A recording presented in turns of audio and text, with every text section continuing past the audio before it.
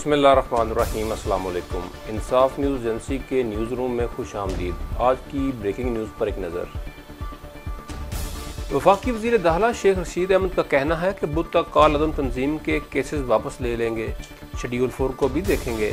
इस्लामाबाद में press conference करते हुए वफाकी वज़ीर दाखिला शेख रशीद ने बताया कि साद रिजवी से 1-on-1 मुलाकात और तफसीली बात हुई है। मरीज के में बैठे लोग बुध को वापस चले जाएंगे। उनका कहना है कि रावलपिंडी में कंटेनर्स हटाने की हिदायत की है। इस्लामाबाद के आईजी को कह रहा हूं कि कंटेनर्स हटा दो, अलबत्ता जीडी रोड पर कंटेनर्स मौजूद रहेंगे।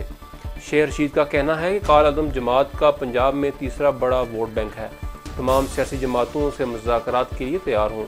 उनका कहना है कि मजहबी लोगों से टकराव नहीं होना चाहिए, एहतजाज उनका हक है, हुकूमत का काम है कि लचक रखे। वफाकी वज़ीर दाखिला ने कहा है कि रियासत का काम है कि सुलह का मामला रखे, हुकूमत को जुडो कराटे नहीं करना चाहिए। उन्होंने कहा कि पाकिस्तान मुसलमान दुनिया की वाहिद न्यूक्लियर स्टेट है। अफगानिस्तान के बाद पाकिस्तान पाबंदियों से महफूज रहा, अलबत्ता मुल्क के मुआशी हालात बहुत सख्त हैं। शेख रशीद ने मज़ीद कहा कि इस वक्त फ्रांस का सफ़ीर नहीं है, फ्रांस के सफ़ीर वाला मामला कौमी असम्बली में लेकर जाएंगे। कोशिश है कि अमन व अमान की सूरत हाल बेहतर है। उन्होंने मज़ीद कहा कि पीर को वज़ीर दाखिला मैं आऊँगा।